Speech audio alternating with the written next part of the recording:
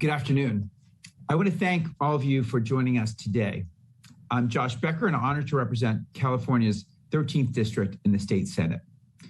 And it's my honor to bring together this group and all of us here today to discuss how technology can help us better fight fires.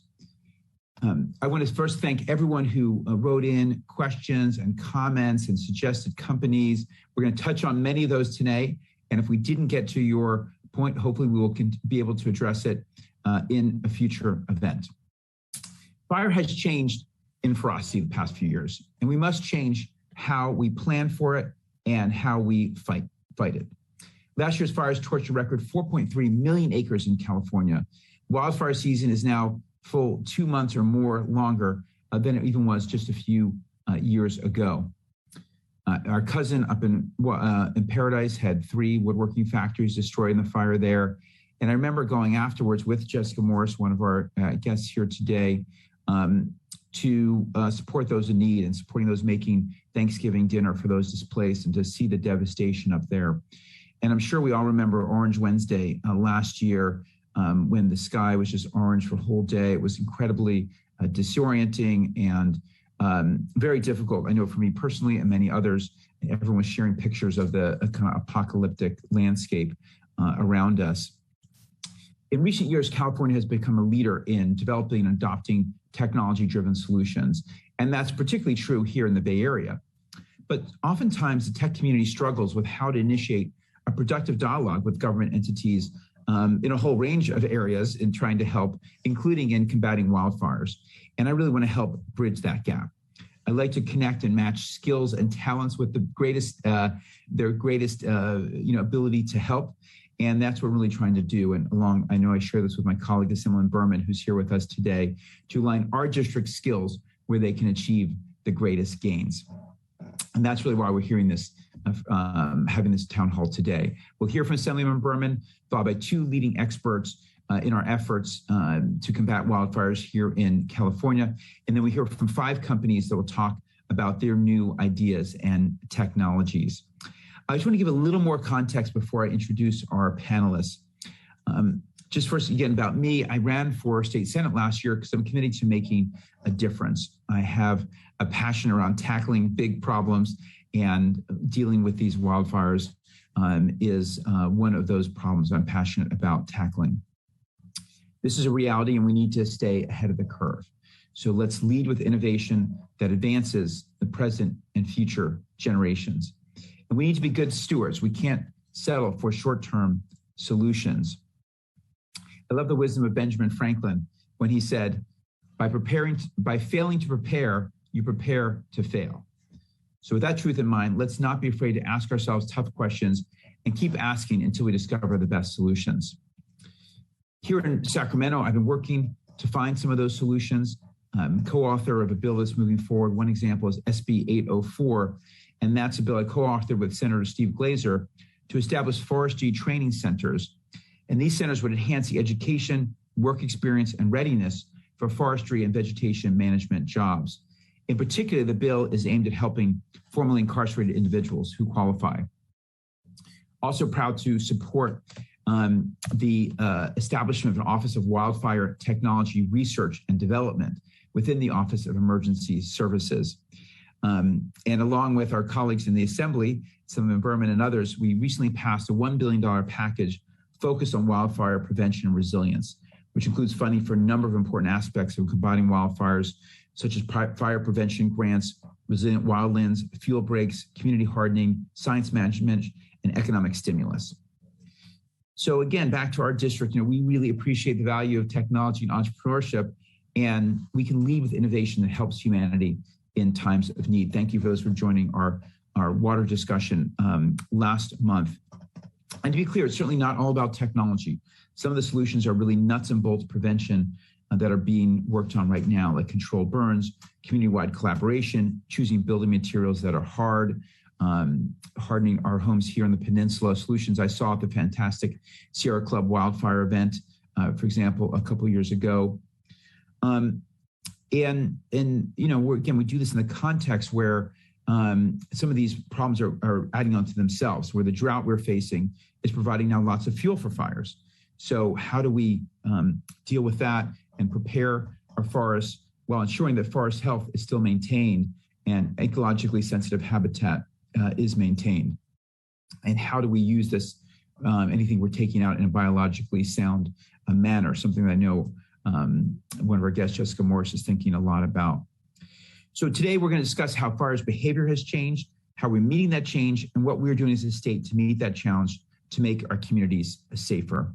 And then we're going to hear from startups, again, that have connected or are trying to connect with government. And really this came out of one of our guests here today, you know, and a few other calls I've gotten over the last few years where people say, hey, I've got a solution. Number one was this is while the fires are raging. Hey, we've got the solution. We think we can help. Who can we connect with? Who do we connect with at CAL FIRE? Who can we connect with the Department of Natural Resources? And that's the other part we're trying to do today, is provide examples for other entrepreneurs and to learn what's some of the things that are working and what has not been. So to discuss this and to talk about how we're going to tackle some of these challenges and how we are already using technology and how technology can connect, I'm excited to have a great panel today. And first, I want to introduce my colleague, Mark Berman, who's also a leader on these efforts. He represents the 24th Assembly District and is committed to creating more safety and well-being through innovations as well. Thank you for joining Assemblyman Berman. Thank you, Senator Becker, for the invitation to join you here today. And you stepped into big shoes when you took over for Senator Jerry Hill, who obviously cared a lot about both natural and human-made disasters. And you've really hit the ground running and leading on these important issues. And it's really been a pleasure to work with you. Wildfire, drought, overall emergency preparedness is a really extremely timely topic. Every year, the risks of serious wildfires seem to increase. And this year, with temperatures reaching terrifyingly high heights, like we've seen recently, we need to be as prepared as possible. And events like this are important for thinking outside the box and really looking into new and different ways to combat our impending threats. So I want to thank Senator Becker for putting this event together to really spur that conversation.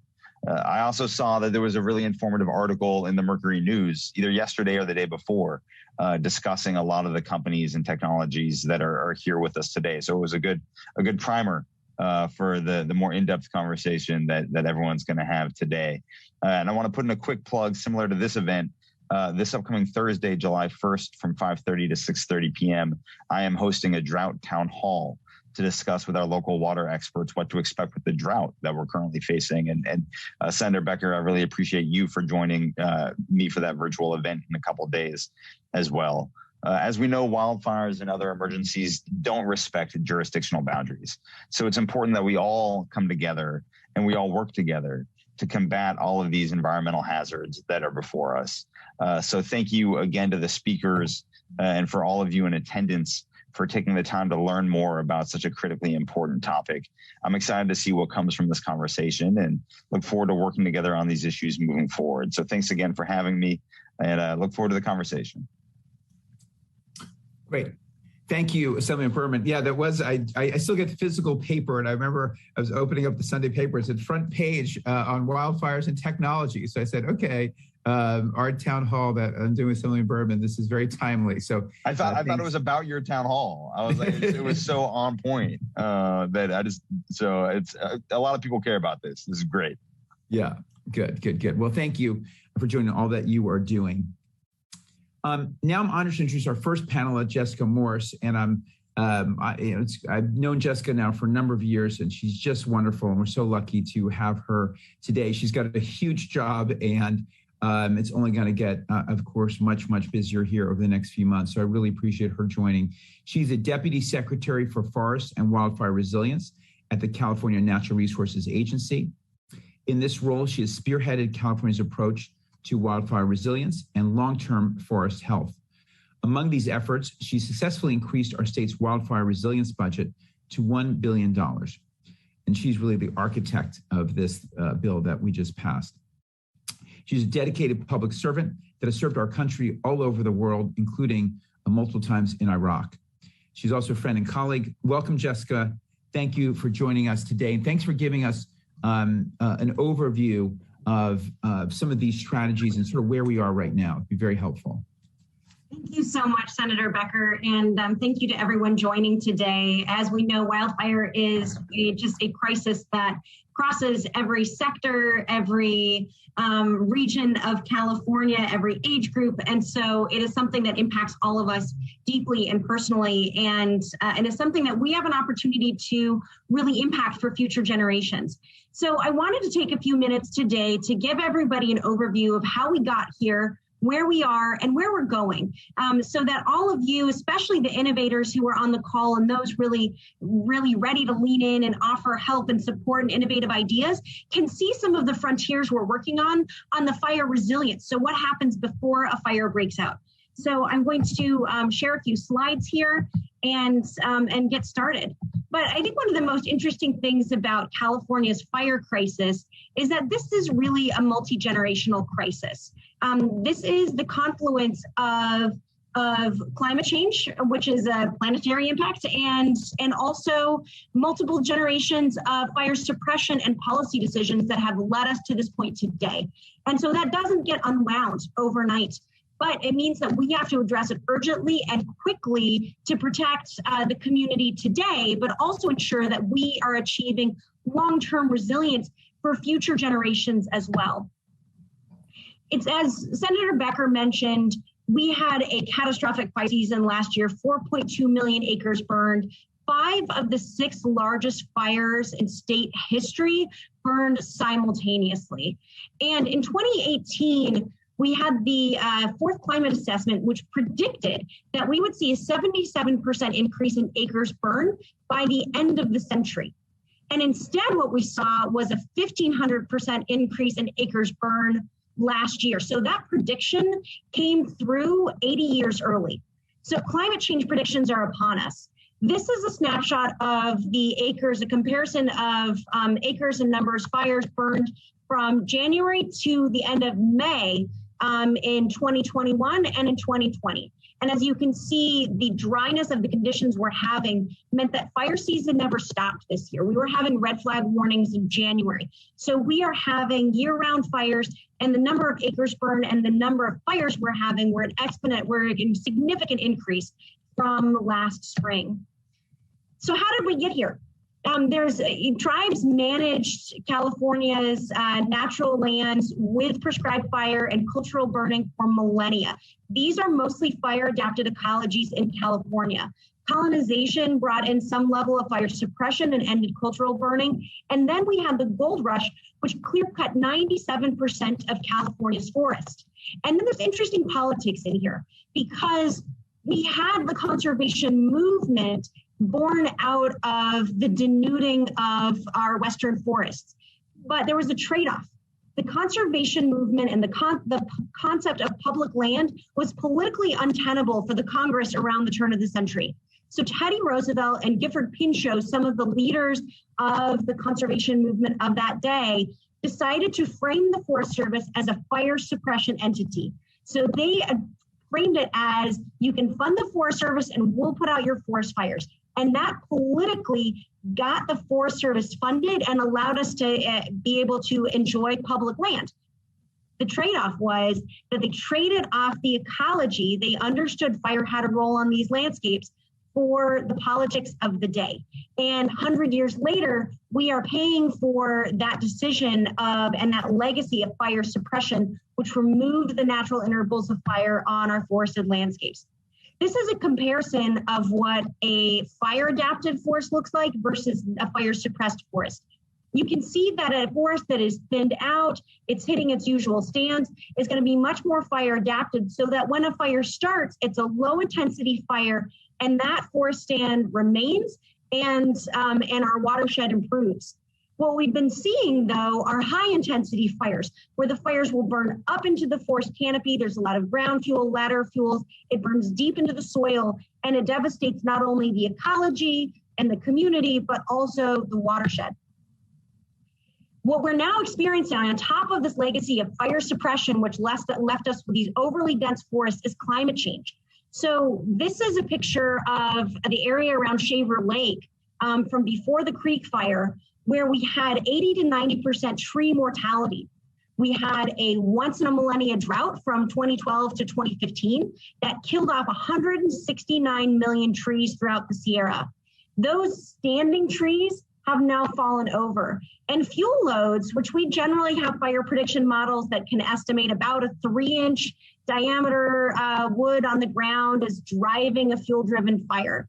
Instead, what we were experiencing was 30-inch diameter wood on the ground from this tree mortality epidemic.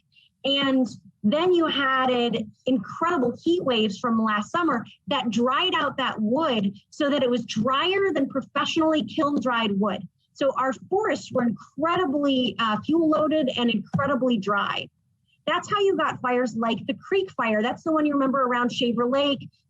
I've got a picture there of the National Guard crews going in and rescuing hikers and residents out of that Creek Fire.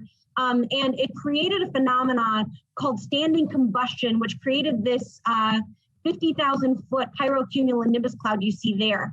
Standing combustion at that scale is a phenomenon that fire scientists had only seen in areas like the Dresden firebombing and the Tokyo firebombings. So we are having a catastrophic scale impact on our forests. And when you get fire that is so hot that it's generating these intense weather systems, that created dry lightning, it created fire tornadoes, and that smoke pillar collapsed on firefighters, pushing out hurricane force winds in every direction. So that flaming fire front wasn't just on one end, it was on every level. And it was incredibly intense.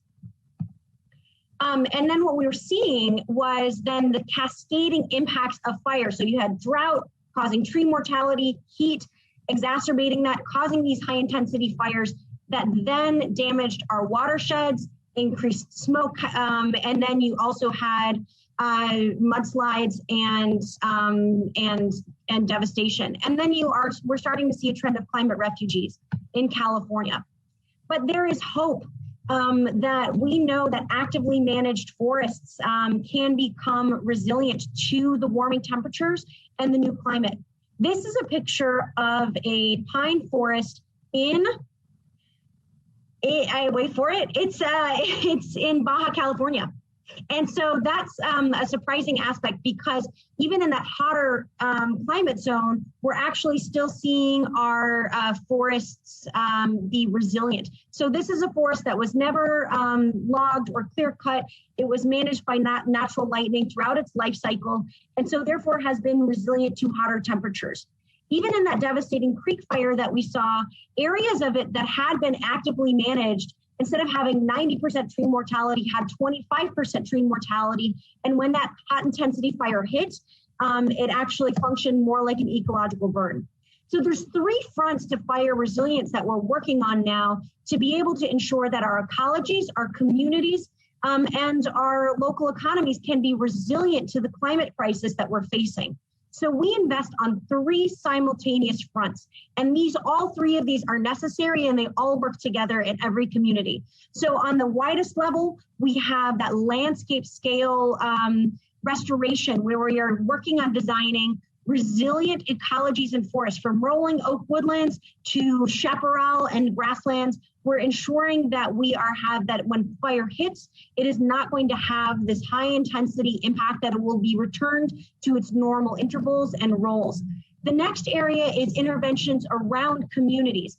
And so that's the wildland-urban interface, where we're putting in strategic fuel breaks and doing prescribed fires so that communities have evacuation routes and firefighters have a place to take a stand to hold the lines against these fires.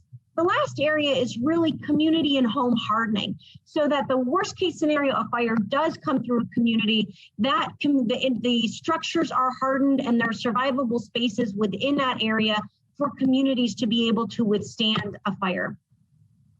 Across our interventions across these landscapes are really crucial, because we are targeting different landowner types.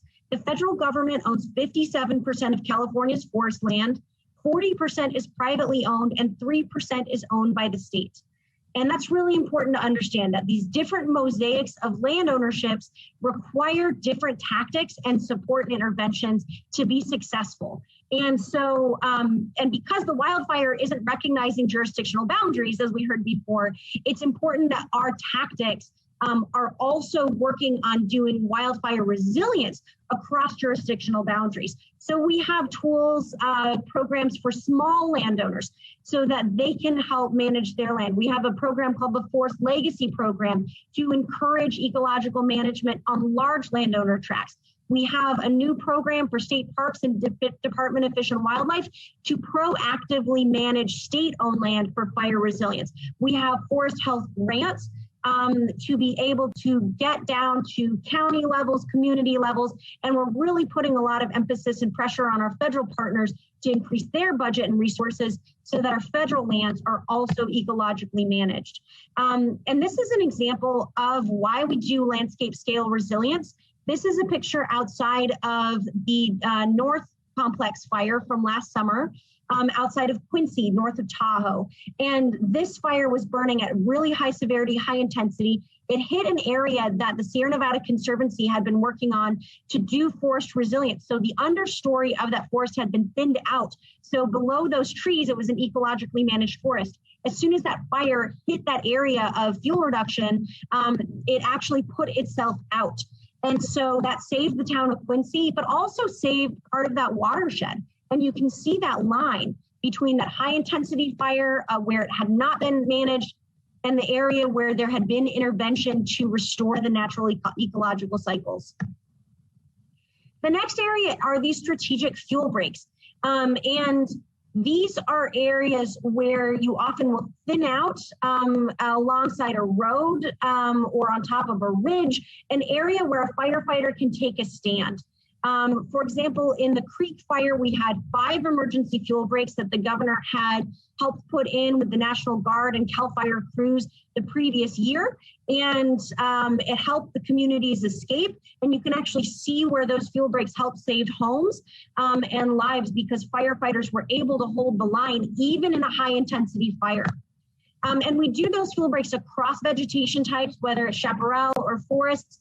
But the bottom picture is actually a strategic fuel break that was 8 miles long outside of Paradise. And even in the campfire, that flank of that fire hit this fuel break and it self-arrested and it saved the town of Sterling City in that fire. So these fuel breaks can be very effective at helping firefighters hold lines, helping communities escape, and is an important tactic. That last area is community hardening. This is where you're doing your defensible space. We do a lot of grants to the fire safe councils to be able to get the word out. Our fire marshal's office does this work as well. What we saw, and home hardening is actually now integrated into our building fire code since 2008. And we saw in Paradise that buildings built after 2008 had a 60% survival rate. Before 2008, they had a 10% survival rate. So this is an effective tool to make sure that we're doing that defensible space around homes and communities to get this work done. The other areas we're investing in are to make sure that we have regionally driven strategies, science-based management, and that we are developing the workforce and the businesses needed to be able to ensure that these communities actually can gain results from these wildfire, from these fuel reduction and the wildfire impact that we are having. So one other area I want to really emphasize is this workforce development, because this is where innovation is needed. That as you're talking about bringing tactics to fire suppression, I want all of you to also think about how to bring tactics and tools to wildfire resilience. That is me standing next to a slash pile of unusable, sort of non-traditional timber that has come off of a forest thinning project. In the Lake Tahoe Basin alone, there's an estimated 400,000 of those slash piles around the area. And so these are really complicated. And so finding higher and more innovative uses for woody biomass coming off of these forests and creating businesses around that is really crucial and an area that we are trying to really develop, because the alternative is to open pile burn it. And while that is absolutely better than a catastrophic fire, the challenge is that when we're doing this level of pile burning, you're releasing that carbon into the atmosphere. So converting that woody biomass into liquid hydrogen or into mass timber, which you see pictured here, which can replace steel and concrete in construction, or even finding traditional uses such as like a micro mill. This is a mill that someone can bring on the back of the truck to be able to saw a smaller diameter wood and utilize that and sequester that carbon. That's all beneficial when we're talking about finding ways to better utilize woody biomass. The last area I want to talk about is workforce development. This is a huge employment opportunity here. And so across all of these areas, we are really working on making sure that we are increasing the workforce. We've employed tribes, the Conservation Corps, local communities to be out trained to actually do this work. And Senator Becker's leading the effort on expanding that, the Ventura Training Center to more of our inmate crews. So what I'm hoping you walk away with here is an understanding that this is a multi-generational crisis. The solution is not fast or easy, and it is not easily fit on a bumper sticker. But we need to be investing across all three of these fronts, and the budget that just got passed does that. We're investing in home and community hardening, more strategic fuel breaks across communities, and resilient wildlands. And we're doing that in a way that's developing jobs, creating new businesses, and investing in innovation and technology, and ensuring that we are making these choices in a way that the future generations will look back at us and say, you got it right. So thank you for having me here today, and really excited to hear all of your innovations and excited to partner with you in solving this climate crisis that's on our doorstep.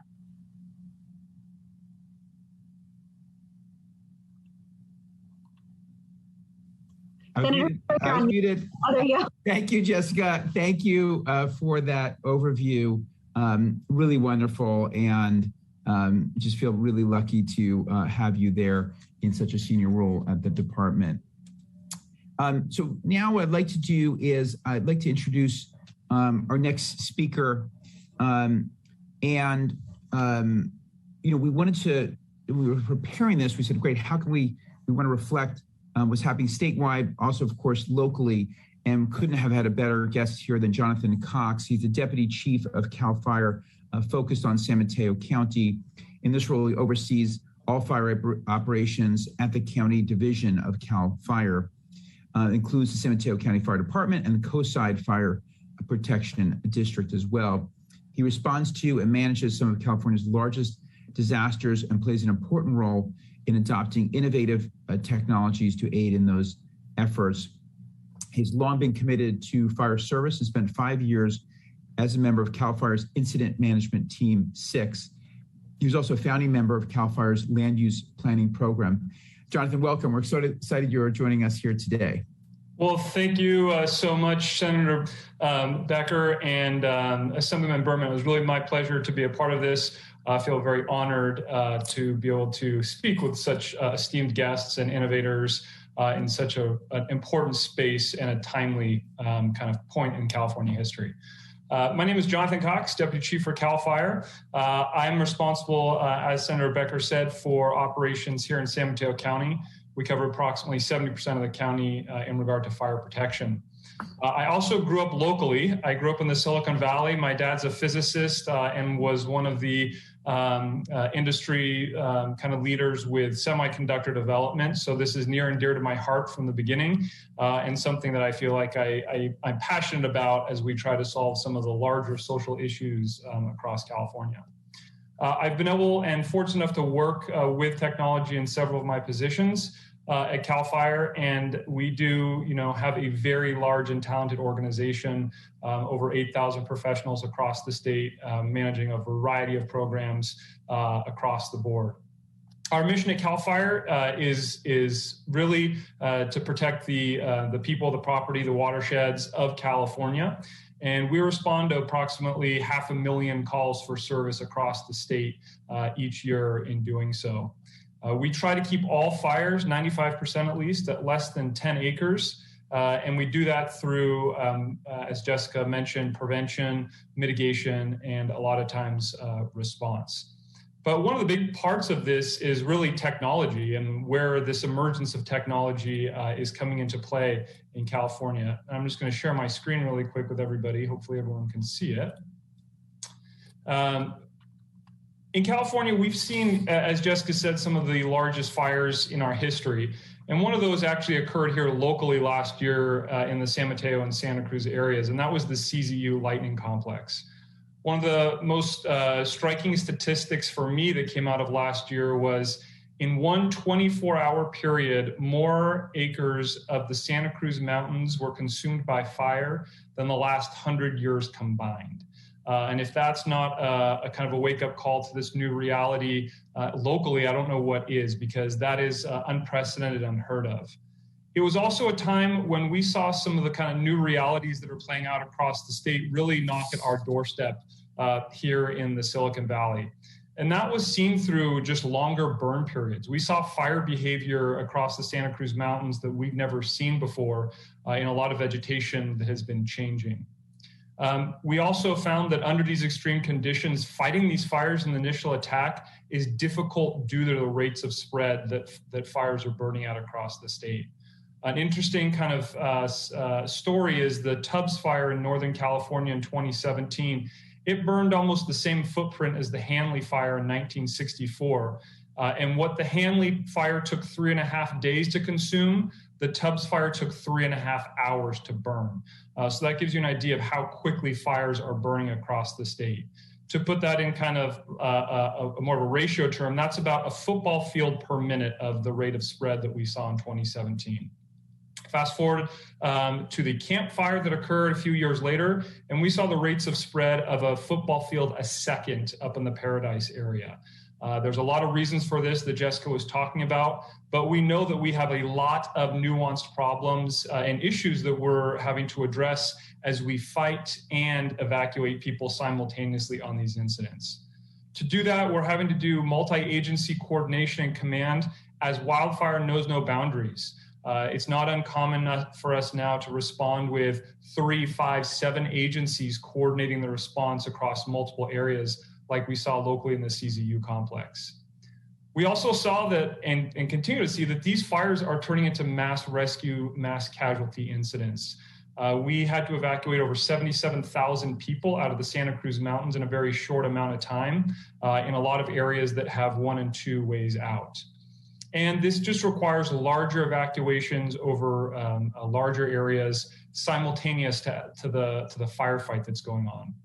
And maybe most importantly, kind of locally, what we're focused on is that vulnerable populations continue to be the most at risk at these wildfires. And I think if you look at any of the statistics about those who either unfortunately been killed by or hurt by wildfires, it's those vulnerable populations that we see being at the most at risk. As far as CAL FIRE locally, we are using technology in a variety of manners from a state level all the way down to a local level. At our state operations, we have an intelligence unit. Our intel unit utilizes some of the technology that you hear about today for fire prediction, for fire modeling. They're looking at real-time data analysis and intel and rates of spread. But we also use technology in new emerging ways, such as drones and UASs, what we refer to as unmanned aerial systems, for new ways of developing this cutting-edge aerial technology. But it also comes down to prevention and planning and where we put resources and how we send resources to be pre-positioned. And that's also really coming out of technology. And at the end of the day, all this innovation and all this technology is helping us really solve the issues out there that is, what is the data, the information, and the systems that can help us solve our problems as we address these wildland fires. And that's really what this all comes down to. It's really exciting to be a part of the Silicon Valley and all the ideas that are out there and the technology that's coming through. I will say now is kind of more timely than ever as we look forward to this year. I pulled up 3 of the latest graphs across California. One is our precipitation. The center one is our snowpack, and the third one is our drought monitor. And I don't think you can get 3 worse looking maps for how dire the outlook is this year and just how extensive the problem is across the state. So I think that kind of brings us, sorry about that, we have a call at the station. I think that just brings us kind of back to the point of all of this. The technology is a very important part of solving this wildfire problem across the state. We're always going to have firefighters on the ground and boots on the ground and aircraft in the air. But I'm very excited to be a part of this conversation, an esteemed group. Thank you all for what you do. And very, very special thank you to Senator Becker for having the foresight to bring this together. Excellent. Well, thank you for what you're doing in the front lines. And even though you scared me a bit with that last slide, but I do very much appreciate you're doing your background and your use of new technology. We'll hear from some in our first. I know my friend Joe Urban, who's listening, will be also happy you're talking about the using unmanned aerial systems as well as part of the picture here. We're going to start out with two folks. One is David Buckley, Vice President and CEO of Techno Silva. This company is a leader in GIS-based solutions for wildland fire protection, planning, analysis, and modeling and response. And then after that, Charlie Crocker, co-founder of Zonehaven, who will tell us about the work his company has been doing. Zonehaven supports the community and first responders to warn people about fires and help evacuation planning, which is something that Jonathan talked about. I should mention, and I'm sure we'll hear about it, but Zonehaven really, to some extent, San Mateo was the beta customer for Zonehaven. And in that article that we talked about earlier in the Mercury News, I saw a quote from Charlie about trial by fire, which was planned or not planned, but literally was. And look forward to hearing from both of you a little bit more about what you're doing and how you've maybe been coordinating with our state and local government.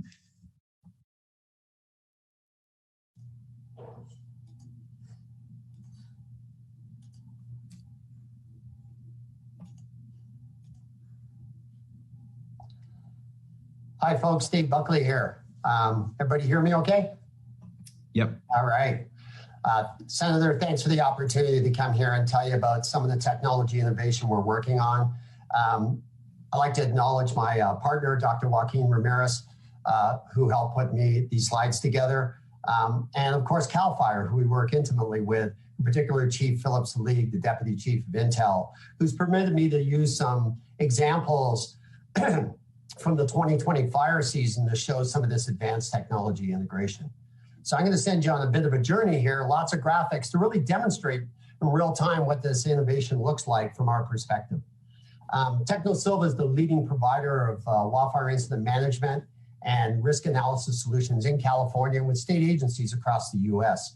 We have an impressive list of customers, large ones being CAL FIRE, of course, CPUC, the large electric utility companies, which we've been working with since 2014, in fact, other insurance companies and not to be named electric utility companies, and the federal government as well, all focusing on incident management, particularly wildfire risk forecasting and analysis. The products we have really focus in two arenas. On the right, you have our Wildfire Analyst Enterprise, our core product that really focuses on fire prediction, that spread prediction, where's a fire going to go and what's its impacts, and how do we leverage that to actually do proactive risk forecasting, so we're not always dealing reactively. We also, with our fire response product, have a common operational picture that's been adopted by CAL FIRE in addition to 9 other U.S. states that really focuses on integrating multiple incident and hazard information. and this reflects this slide very much about innovation. In 2019, CAL FIRE changed the way they did business, and the state of California came out with a request for innovative ideas focused on 2 key problem areas that CAL FIRE had. Techno Silva responded, particularly in the second one, our bread and butter about prediction of a wildfire's path.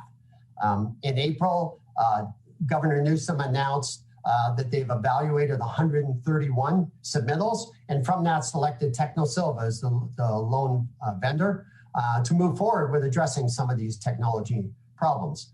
In 2019, we undertook a proof of concept for the fire season there, and then based on that entered into a long-term agreement with CAL FIRE and became the state's authoritative wildfire technology solution. It's my third presentation today, so my voice is going. Let me show you some of those capabilities, really focused on this theme of innovation and integration, because that's really what it's all about. And I'll focus on our Wildfire Analyst fire modeling software, and you can see some of the things that are in play. The core capability is that ability to predict the spread of a fire very quickly, which you'll see here in about 10 seconds, using bundled weather observation, weather forecast, surface fuels, canopy data, terrain information, fuel moisture, all bundled into one environment. That allows the fire analyst to run simulations very quickly for every fire that occurs in California. This is delivered in a 4D environment. 3D plus time provides an ideal environment for that fire analyst to evaluate these predictions, rerun them if he wants to change parameters, and really determine whether this fire is going to be a concern or not. Last year, we had approximately 10,000 fires in CAL FIRE, and every one of those was simulated multiple times. We estimate about 30.9 billion simulations were conducted last year with all the automation. Of course, with every simulation, we need to evaluate what are the potential impacts to people, buildings, and critical facilities, because that's what it's all about, is what are those potential impacts. And that's done for every fire. And these predictions allow those fire analysts and operational staff to make decisions about which ones are the ones that could be worse compared to others. Not all fires are created equal, as we know.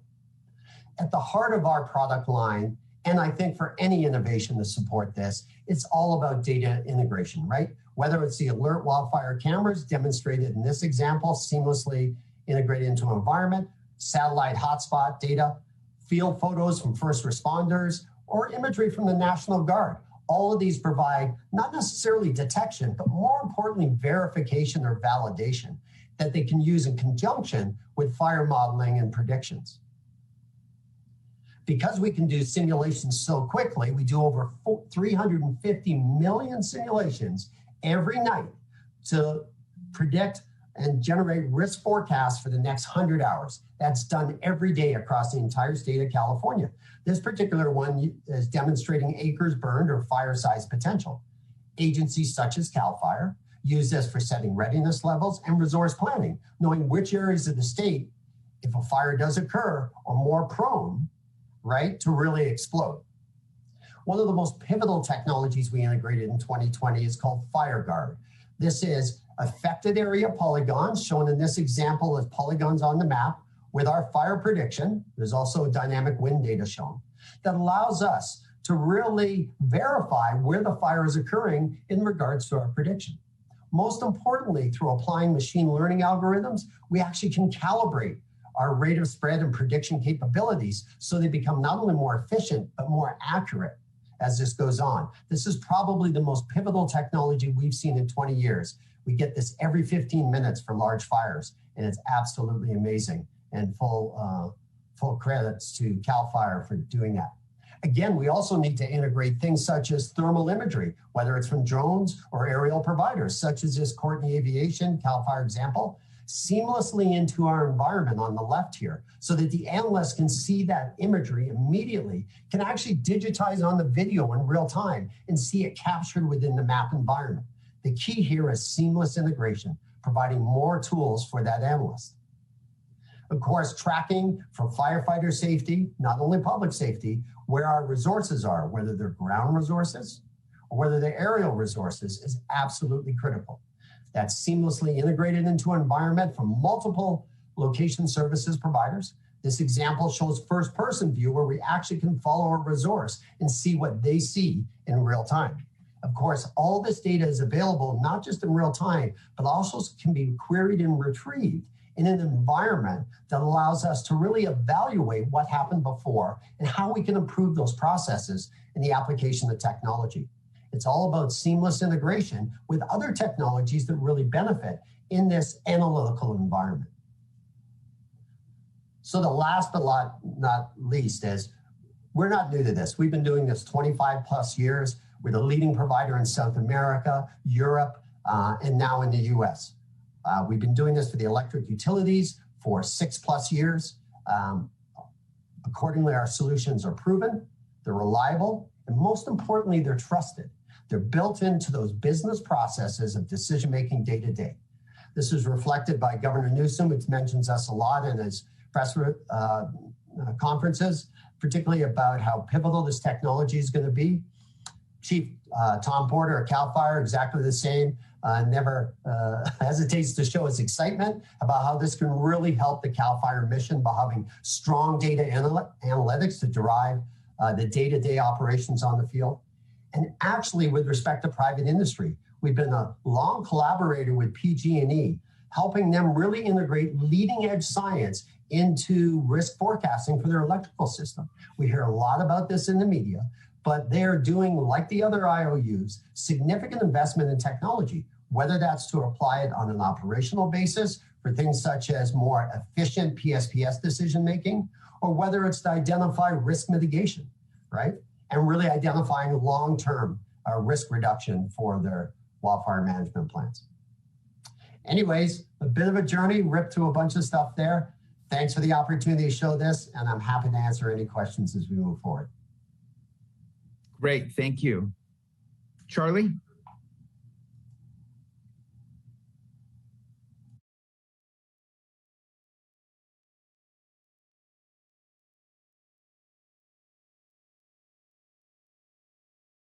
We got, oh, you may be on mute. We got the slides up, but yeah, maybe muted. Mute, there we go. Yes. And so done, present, okay, here we go. Well, great to follow Joaquin and David. We've been working with them off and on for a while. Great technology and excited to see how that continues to grow. I'll be very, very brief here. I really wanted to give you an opportunity to understand what we see as kind of a new field here, which is evacuation management. Chief Cox spent some time talking about the setting that we were brought into last year. And the article that came out in San Jose Mercury News discussed a lot of the different technologies and the effort that went into creating this platform in the last couple of years. So ultimately, Chief Cox and his team were really the spiritual leaders of a lot of the efforts that we put forth here. And so we're very happy to be here with you, Senator, and the rest of this esteemed team. So Chief Cox already mentioned the whole thing around drier, hotter, more fierce winds, et cetera. So I'm not going to talk much about the intensity of the fires, but what this has changed is the direction that people look during an actual event. So during some of these very large wildfires that are moving, as Chief Cox said, a football field a second, it's not something that we're going to be stopping or applying, being able to slow down. So what ends up happening is we have to look downhill and we have to see where the fire is going, and we need to be able to get people out of harm's way. And over the last 100 years, we've had a very consistent process that we've seen in evacuations. People show up after the fire has started. They pull out maps, as you can see in these bottom screens here, pull out Sharpies, get the teams together and start to do the planning. One of these pictures here is of the Kincaid fire a couple of years ago. They had 40 hours before a major wind event was coming, and they were able to use that 40 hours to evacuate over 200,000 people. And they did an amazing job. But what we've seen in the last couple of years is that the ability to, the time we have between the start of a fire and the need for an evacuation is drastically shorter. So our platform and technology is really about enabling the first responder community, the OES community, and the public to understand before an event happens what an evacuation could look like and how we need to get people out of harm's way. So we are the first evacuation management platform that integrates both a public side and a agency side. And the real goal for this application is to reduce the reflex time that it takes to call for an evacuation. So first responders can show up to a site, run a fire model, make a decision on whether or not they want to evacuate an area, understand the extent with which that evacuation will happen, meaning the number of structures, the number of people that are potentially in harm's way, and then be able to actually execute that evacuation. So some of the key tenets for this platform are reducing time, the reflex time, making it accessible to communities, integrating with existing channels. So integrating with tools like Techno Silva, Intera, integrating with the variety of notification systems. Key thing here is multi-agency coordination. The coordination happens well after the incident starts, but how can we help drive that coordination before the event happens with training and with collaboration? And then having real-time map-based information that's consumable both by the agencies and by the public. So if an evacuation status changes or a shelter gets open, that the public sees that immediately. And then everywhere we go, there's very hyper-local information, hyper-local knowledge, down to the level of, is there a gate at the end of that cul-de-sac? So with the mutual aid community coming to support people across these large incidents, we get people that don't know the local landscape. So how do we get that information into their hands? I'm going to show you something very quick here. It won't take too long. This is the CCU complex fire, and this is the evacuation that took place just over the first 36 days. And what's very interesting here is that within the first day, we had one zone that was under an evacuation order. And then on the 18th, there were 5 news releases that went out. And then on the 19th, the fire went crazy. And so within 5 days, we went from having one zone under an evacuation warning to a total of 134 zones across 3 counties. So up here is San Mateo, Santa Cruz, and Santa Clara County. But because we had a single system, all of the media, the public, and everyone was able to go find information in one single location. The other big learning we had here was that the evacuation itself took about 5 days, but the actual recovery or repopulation took it's still going on, so for several months. So I'm going to skip through these really quick and just show you. The last thing I wanted to bring up here was that we've recently been joined forces with a company called Genesis. And this has allowed us to start building out the vision of a fully integrated evacuation and warning system. So through Zonehaven, you're able to send out alerts through social media. You can get information out to Waze and a variety of other third parties, and directly into a variety of GIS applications and other tool sets.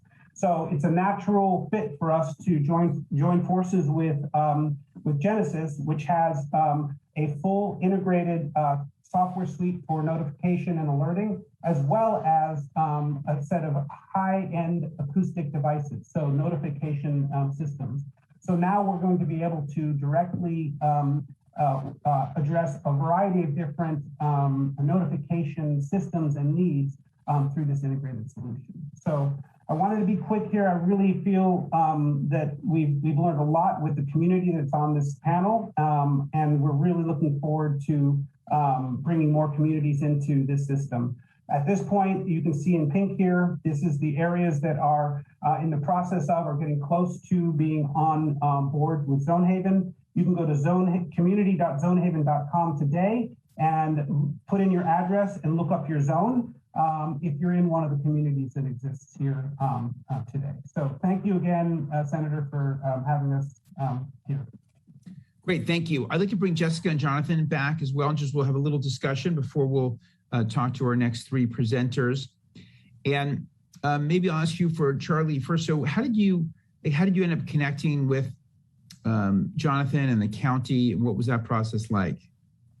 Well, yeah, Jonathan can get a little color here as well, but ultimately there are several really innovative leaders in the fire and law community, and they've been thinking about a lot of these problems and been able to get us some grants. And so we got a grant from the Moore Foundation a couple of years ago. We generated some sensors and we ran a few fires and built some applications, some demo fires in the East Bay. And through that, we got connected with Chief Cox. And Chief Cox took a flyer and said, hey, let's build out some zones. We really understand the problem. He'd just come off the Kincaid fire. And so we rolled up our sleeves and got working. Great. Yeah, Jonathan, from your point of view. Yeah, I'd be happy to add to that. You know, I think one of the kind of takeaways from the whole Zonehaven project was the fire chiefs in San Mateo County really came together after the campfire and said, how can we prepare for what might happen here locally? And really took on this idea of how do we reinvent preparing for evacuations. A couple takeaways for me from the experience was, one, it was successful because every local police and fire agency in the county all bought into it early on. And B, we had a board of supervisor who was very supportive very early on to get this project off the ground. So, you know, I'm biased, but I do think this evacuation platform is really a good example of good government when government agencies work together to solve a problem. We found the right partner in Charlie and Zonehaven. And really, they helped us identify what our problem was and kind of what the technological solutions that are available are. Great. And then, David, for you, I know you're out there somewhere. In terms of how did you get started in your first, touch with CAL FIRE? Was it an inbound? Did you call someone? Did you reach out? Like, how did you first start out? It's a good question. Somebody turned off my camera, unfortunately, so it's not in my control. So that's why you can't see me. Yeah, that's a great question. For us, we had technology that was proven, all of Spain, all of Portugal, parts of the US, but we just couldn't break in. We weren't a startup. We've been going more than 20 years. But we couldn't really break in. It wasn't until the state changed the way they wanted to do business and came out with this idea of a request for innovative ideas, which I thought was, of course, really innovative. The current contracting methodologies make it really difficult for innovative young companies, particularly when we have so many here in California, to really show their stuff and break into it. But that request for innovative ideas approach that CAL FIRE went with opened the door and allowed all these bright, young, small to big companies come in with their ideas. A lot of them not proven, but good ideas. We were fortunate that, we'd already been in the electric utilities for 6 years. So our technology was, nailed down, robust, whatever. They invested because of their reliability and they wanted the best science. And so we were already in production. So for us, once that vehicle opened through the RFI squared process, that's what made it available to us and others. We were just fortunate enough our technology was, battle tested already. So it was an easy selection, to be honest, and to plug us in. So that was the best thing that happened to us. Previous to that, while we've been very connected with CAL FIRE, we had great difficulty getting our technology in the door. It's like the agency wasn't ready or didn't have a vehicle to get at us, Good. Well, I really appreciate that story. Again, that's one of the things that I want to help promote here is those kind of connections and make sure it's easier. And so it's great to hear that example and that, as you mentioned, the request for innovative ideas and how that opened things up. So hopefully that can be a bit of a lesson for others as well. And for our, we've had our share of technology. It hasn't gone well, as my staff well knows, with the EDD unemployment situation, for example. But it's good to know when we've actually started to do things right and to highlight it. And these are all good examples. In fact, that we had that request for innovative ideas. It's good, for our government to take note and let's celebrate that and do more. Yeah, good. Well, I appreciate that. And we got you back on camera. But in the interest of time, I'm going to move on to our next presenters. We'll start out, I'll just kind of introduce them all and then we'll have them go just we did last time and we'll then have a discussion. And by the way, I do want to mention a couple things while we have this moment. We are going to do another one on fire insurance. We reached out to the insurance commissioner, Ricardo Lara. He's agreed to do it. We couldn't get it done towards the end of the summer, but that'll be on September 16th. So we will have that. We had a lot of questions about fire insurance. And as we go along, I'll also note some of the other questions, many of which are starting to get answered here, especially with Jessica and Jonathan's presentation. But I do appreciate other people who wrote in about other efforts they're doing, Alberto and Skydio on drones, and Alex and Ascent Integration Tech, and Joshua Resnick, Parallel Flight 20, and Eric Erickson Innovation. So it's great when people wrote in and highlighted other initiatives, people in our district and stuff that they're working on. So with that, I'm going to first introduce Sonia Kastner. Sonia is the founder and CEO of Pano. She's a technology innovator, passionate about applying AI and the internet to climate resilience. She's a fellow graduate from Stanford's Business School here, and she founded Pano to support wildfire response teams with technology to enhance detection, monitoring, and alerting. And again, it was my meeting with her that helped, one of the things that helped spur this on. Now the company speeds response time using cameras, satellite data, sensors, and more. And she's another example of someone who's been a successful entrepreneur in many other areas, and then now has turned her attention to this issue, and we're very grateful for that. Then we'll hear from Max Brody, the co-founder and CEO of RAIN, located here in Palo Alto. The catchphrase we'll hear is, every wildfire starts small. And again, Max is someone that reached out to me early on and looking to connect up with CAL FIRE. And now it's a network of autonomous drones detecting and containing wildfires within 10 minutes of ignition. And we'll hear more about that. And finally, Sudarshan Sridharan, he's the founder and CEO of Fion Technologies in Burlingame, probably one of our younger startups, but it provides active fire monitoring and fire prediction software for businesses and governments. And we're excited to hear from all of our presenters. We'll go in that order. First from Sonia. Great. Can everyone hear me okay? Hi, I'm Sonia. Thank you, Senator Becker, for the introduction and for hosting this event today. And thank you all for being here. As Senator Becker mentioned, I've been working in Silicon Valley in the startup community for over 12 years. I actually spent some time at Nest, which is right in District 13. And actually, the majority of the Pano team lives in the Bay Area. We've all experienced the devastation of wildfires firsthand. And we wanted to see if we could apply our skills to answer some of the calls for innovation that we had been hearing from thought leaders from CAL FIRE, from the academic community, from the utility industry. Our team comes from companies like Tesla, Apple, Cisco, Google, and we've worked on products like connected home as well as self-driving cars. And we saw the opportunity to apply some of those same technologies to, in particular, detect, confirm, and disseminate information in the critical early moments of a fire.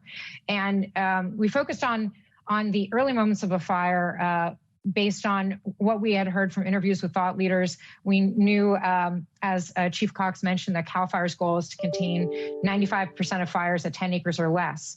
And so we developed a solution called Pano Rapid Detect that combines mountaintop cameras, satellites, and other artificial intelligence and other sources of data to increase the actionable intelligence in those early moments. And this is building on the work of several groups that have been pioneering the use of mountaintop cameras as a source of situational awareness throughout California.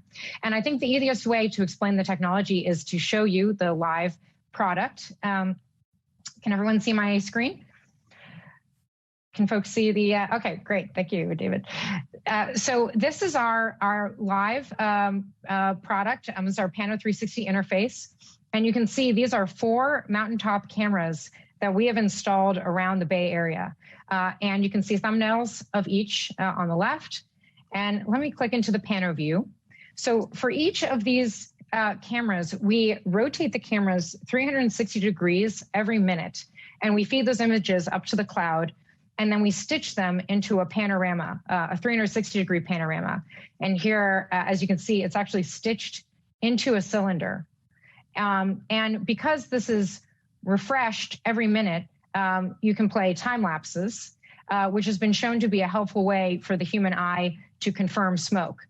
And you can also digitally zoom in to any direction in this 360 degrees and play a time lapse in that zoomed in direction.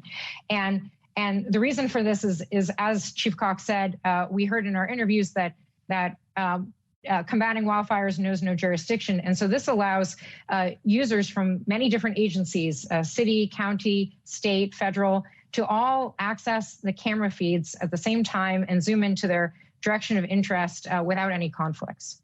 So fortunately, there's no smoke in the image today, but I will show you what smoke does look like in one of our camera feeds. So this is the incident view that was created for a wildfire called the Milk Fire. And the first thing that shows is a time lapse of the smoke. And you can see it's just clear as day that this is indeed smoke to the human eye. And the incident also includes map information, additional images, and this incident can be shared via link by text message or by email to any first responders. And the goal is for fire authorities to share this information with each other broadly, very rapidly in those critical early moments of a fire. So next, let me show you an example of what it looks like if our smoke is detected by 2 cameras using our Pano AI algorithm. And here an alert comes up.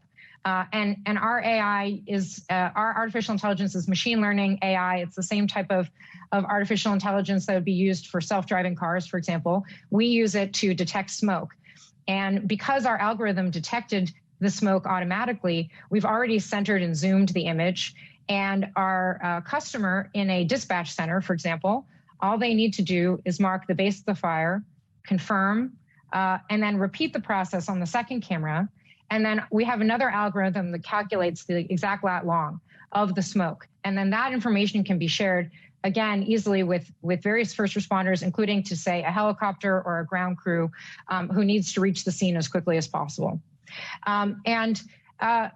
So one thing I did want to mention is, as you saw, we have our own cameras that we've installed, but our software and AI is designed to also work on existing networks of cameras that have already been installed around California and has been a really phenomenal investment.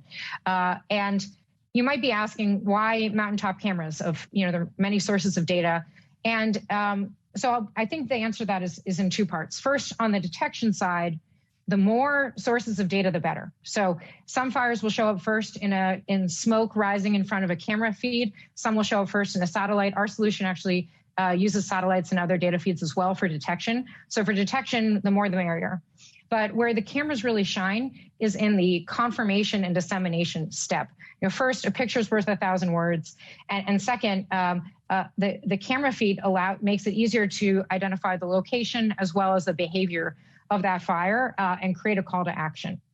And so you might be wondering, what does this mean for District 13? So as you saw, we have a few Pano stations installed in the North Bay and the East Bay already, and we're actually actively in discussions on the peninsula with community groups and emergency managers to try to identify locations where we can install a couple more cameras in the next couple of months to pilot this technology this fire season in your community. Thanks again, everyone, for your time. Thank you. Thank you. Oh, I'm very fuzzy now for some reason. I have to work on my camera. Talk about camera technology. Let's hand it over to Max. Well, thank you. It is incredibly exciting to see this community of fire professionals, policy innovators, and technologists rise to meet the wildfire challenge together. Senator Becker, thank you for your leadership on these important issues. Thank you for driving the next generation of wildfire safety in our state. I particularly want to applaud the leadership of the Senate and the recent work on SB 109 to create the Office of Wildfire Technology Research and Development. It's a major milestone. Our board has had very constructive discussions with OES, and we couldn't be more thrilled to hear about this new office. We are ready to help in any way to develop our technology in accordance with the goals of the state of California, as on display with this event here that Senator Becker has organized. Once again, California is out way ahead of the rest of the country. So Deputy Secretary Morse and Chief Cox, we respect and appreciate the efforts of CAL FIRE and look forward to collaborating. CAL FIRE's rapid adoption of the real-time imaging, alerting, and wildfire intelligence software that we have seen on display today leads the nation and the world. In Silicon Valley tradition, we started RAIN in a garage in Palo Alto, and are very proud to be contributing to the local community. So the core of the RAIN system is getting to ignitions extremely quickly, which involves early detection and rapid response. So I am so encouraged by the early detection efforts that are shared by my peers today. And we expect early detection capabilities to continuously improve with advances in computer vision and infrared technologies. But rapid response is really the core of the RAIN system. And that involves installing RAIN responder drones in close proximity to any ignition in high wildfire risk regions. And so where there is greater risk of wildfire, rain drones are installed closer together. And where there is less risk, the drones are installed farther apart. And so to contain these ignitions, every rain drone within range of an ignition takes off, travels to the ignition coordinates, and then uses onboard computer vision to optimize fire retardant deployment. And so, as we all know, wildfires grow quickly, even at the earliest incipient phase, and there is simply no substitute for payload capacity.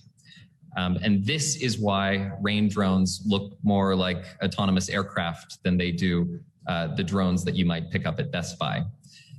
And so, as you can see behind me, this is the Rain Mark II-220, which is a next generation rain responder drone. The Mark II 220 protects up to 706 square miles, autonomously responding to ignitions with the assistance of a remote pilot on the ground. In the rain system, there are always humans in the loop that are working together with autonomy in order to rapidly respond to ignitions. And so, of course, one of the most natural questions is, how many of these are required to contain an ignition? And so to answer this question, we work backwards from wildfire risk and the ignition growth rates within a protected region in order to determine the optimal number of takeoff and landing sites, the location of those sites, and the number of drones. And so in this simulation, the map colors correspond to wildfire risk, and the pins represent takeoff and landing sites within a protected region.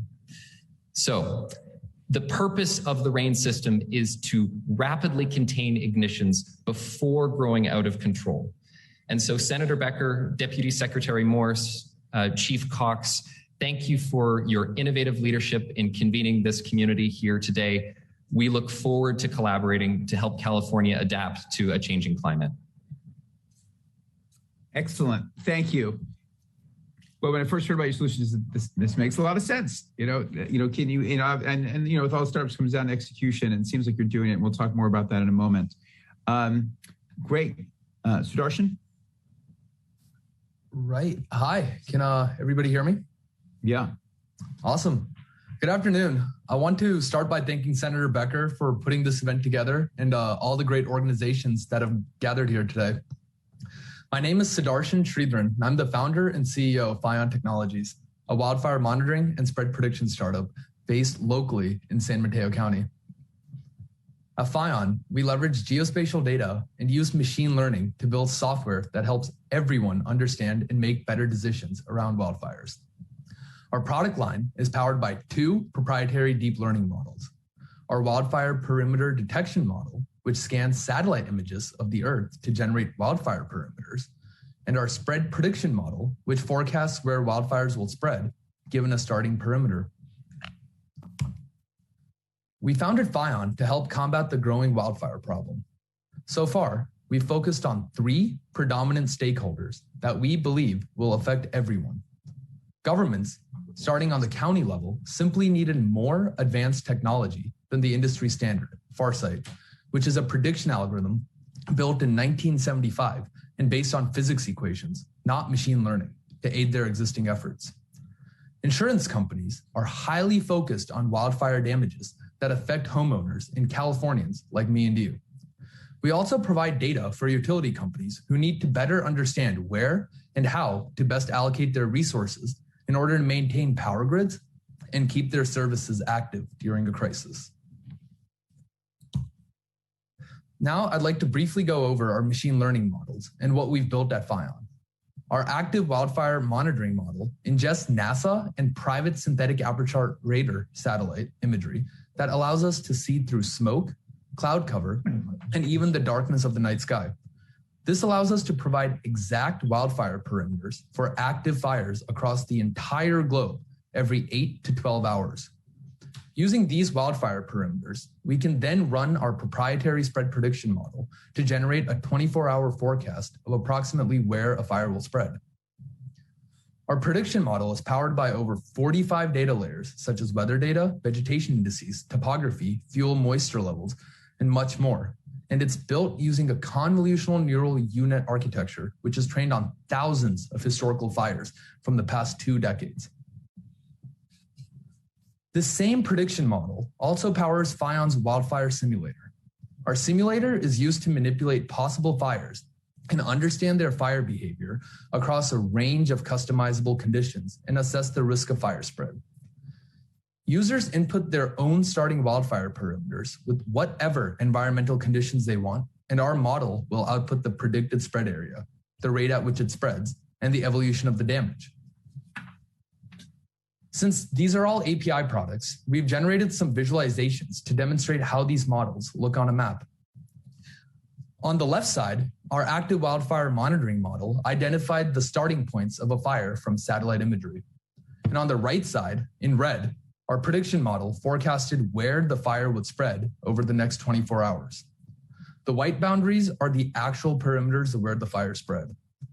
As you can see, our model predicted the fire behavior incredibly accurately. We have over 100 different fires that we trained our model on, and we'd love to talk to CAL FIRE about this. If you're interested in wildfire monitoring, next day spread prediction, or you're interested in fire modeling, I would love to talk to you. Also, if you have any questions, thoughts on our software, or would like more information on Fion, please feel free to reach out to us at contact@fion.tech. Thank you so much, everyone, for listening and taking the time to join today. Thank you. And thanks to all 3 of you. So I can bring you back up with Jessica and Jonathan to have a conversation with the time remaining here.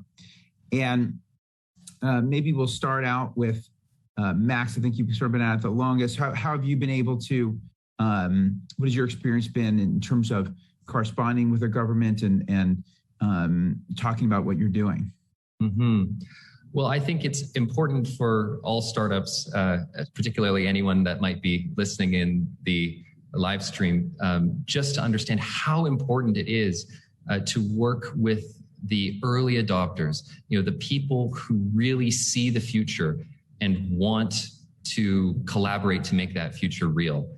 And so, Jonathan Cox, was that early adopter for Zonehaven. And for ourselves, it was Chief Todd McNeil, who was one of the pioneers of using unmanned aerial systems in California, initially to support wildfire perimeter mapping. And so my advice to anybody who is looking to work with government is find the innovators, find the early adopters, find the people that see the future and want to collaborate to make that future real. It's difficult work, but it's the most important work, because we can't build technology in a vacuum. We have to build technology in collaboration with the people that it serves. Yeah, well, that's for sure. Well, thank you for that. So Jessica and Jonathan, just as you hear these presentations, again, some of these technologies, maybe others you don't know. Just curious, any thoughts kind of going through your heads as you heard these 5 different presentations? I mean, I want to use them all right now. It's kind of going through my head, to be honest.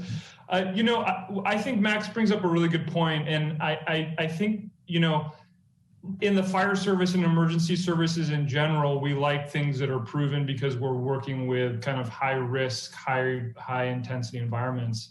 And finding a small scale local kind of partnership or way to connect to prove what the value is, I think that is really an important step in kind of rolling out these technologies.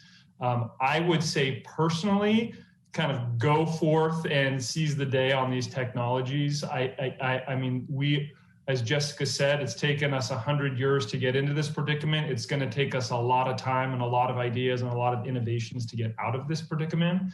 So yeah, start small and don't stop, because it really is exciting. Great, thank you, Jessica. I mean, I'm just so grateful for the innovation in this space. I mean, I think what's exciting is that these are folks who could take their technology and their innovation and capitalize it for exciting apps or get bought by Google. And instead, what they're doing is developing technology that's really helpful as a public service. And, you know, I've spoken with Sonia and I've spoken with Max, and I really appreciate it when people reach out and let us kind of test ideas a little bit too and say, hey, have you thought about building on our camera network? How does this fit into our existing infrastructure? And with Max and I had a long conversation about high-speed winds. And so it's really helpful to be able to get, as people are developing their technologies, to ground truth it with practitioners and understand where it can easily fit into the state infrastructure so that we can then sort of build on it. It makes it sort of 2 steps easier for us to adapt to. I think what's also really helpful is to think about sort of how these technologies can have multiple uses. You know, as David knows with Techno Silva, the GIS mapping capacities are really crucial also in the predictive analytics. And we've now established relationships with NASA and NASA JPL and NASA Ames to be able to help us with getting technology and spatial imaging that will then help us not only identify where a fire is moving, but how to identify that risk on the landscape ahead of time and allow us to target our interventions and treatments in those areas so that we're having the impact we want to see for public safety, for watershed health, for biodiversity and forest health. And imaging and technology can really help us in that area. And so, you know, Sonia and I had a chat about how can your cameras be helpful in wildlife observation too, when we're doing 30 by 30 initiatives. So thinking about the multiple uses of your technology on the landscape, because these landscapes also have multiple goals. Yeah. Well, thank you for that. Yeah, that is a that's a great point. And I remember back when I went to the Sierra Club Wildfire Summit, and just I was really blown away by how much technology there is in the detection, in the planning, in the fighting. I really honestly had no idea. I really not. I knew there were men and women out there with hoses. I just really didn't know that much more about what went into fighting these fires. And we've just seen some of the technology here today, I think gives everyone a bit of a perspective there. Where, Jessica, in your Department of Natural Resources, where should entrepreneurs go? Where's sort of the place where, sort of that starting place for people to connect? Yeah, I mean, really, CAL FIRE are the technical experts. And I think Jonathan's case in point that when somebody comes to us, we want to hear, have you talked to your local fire unit? Have you tested this out with a local practitioner? Do you have a pilot? Because I think that's really crucial. And CAL FIRE has a whole technology wing that we send folks to who have tactical expertise. When folks are coming to us, I mean, it's really at the Natural Resources Agency level. What we're really looking for is for our direct use is really that sort of spatial imaging technology and data on how we can do landscape scale planning, how we can refine multiple uses for multiple ecological benefits on the landscape. Our goal is to be able to break down silos. And so that's an area that, I have a whole team on mapping and forest health planning that I would direct folks to really get into the weeds. The other area that we haven't touched on as much today, but especially for those of you tuning in, if you're having technology and innovation around the utilization of woody biomass and businesses in that sector, then we would love to hear that as well. And we can connect you with the Board of Forestry has the Joint Institute of Wood Innovation. And so we have a whole staff and team of experts who would love to hear your ideas and engage. And then the last area for just everyone to be able to feel free to engage is the Forest Management Task Force. It's now the Forest Management, Forest and Wildfire Resilience Task Force. We just relaunched it. And so that's a public forum where we're really tackling these questions around wildfire resilience. We have an entire data team. We have a team that's really focused on tackling questions around this woody biomass utilization, and other teams that are looking at science and technology innovation. So we'd really encourage and welcome public participation there, especially if you have innovative ideas. Come bring it to that team first and test it out with fellow practitioners in the field. And that's a really great way to engage and ground truth your technology. Excellent, excellent. Jonathan, for you, any closing thoughts and any other advice on where's a good place to start for people who want to try to connect or have an idea or new technology? Yeah, so a couple thoughts. One is, firefighting and emergency services, it's a complex kind of system, and there's a lot of specialties and a lot of different responsibilities in the whole command structure. So really figuring out where your technology sits in the either prevention or response phase of an emergency is probably the most important place to start. And then once you've identified that, figuring out who the experts, whether it's Intel or the tactical air unit or the local units command center, where it fits into the puzzle. And that's tough, right? We're a big state, we're a big agency, we got a lot of tentacles across all aspects of this. The second thing I'd say is partnering, and partnering with technologies that are either existing or are utilized at different levels is huge, because if people already know how to integrate it, it has a much kind of lower barrier to entry. And kind of third and final thought is any way to tie this back directly to the communities we serve. I think we can't overly focus on ourselves as first responders without looking and saying, but are we actually helping those around us? And I think that's also probably one of the big key drivers for that North Star on all technologies. How is this going to help the people down the street? So those are my thoughts. I love hearing about it. I think you guys, all of you, my hat's off to you. You inspire me, and thank you for what you do. Well, thank you. With that, I will close this out. I want to thank all of our presenters. I want to especially thank Jessica and Jonathan for your time. And then I want to thank all of our entrepreneurs who presented here today. I certainly learned a lot. I hope all you did as well. And while I was a bit scared by some of the slides that Jonathan and Jessica shared early, and I know that it's going to be a really, potentially a really difficult fire season. I know to the paraphrase Benjamin Franklin I did at the beginning, I know we're not failing to prepare.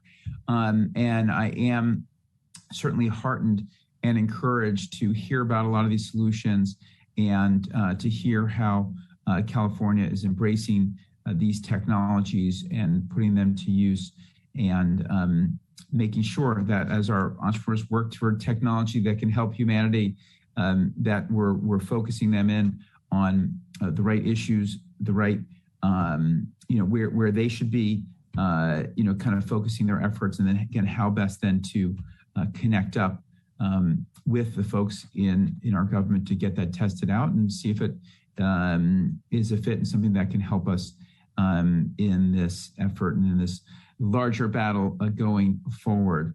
So with that, I thank everyone. As I mentioned, on wildfire insurance, we'll be having a town hall on September 16th, so you can look forward to that one. Thanks to everyone who wrote in questions and thoughts and ideas. I mentioned some of them earlier, but to Michael and Beth and Robert, Christina, William, Gladwin, if you did not get your question answered, again, feel free to reach out directly. We'll also try to respond individually. And with that, I'll wrap us up. Thank you very much. Thank you all.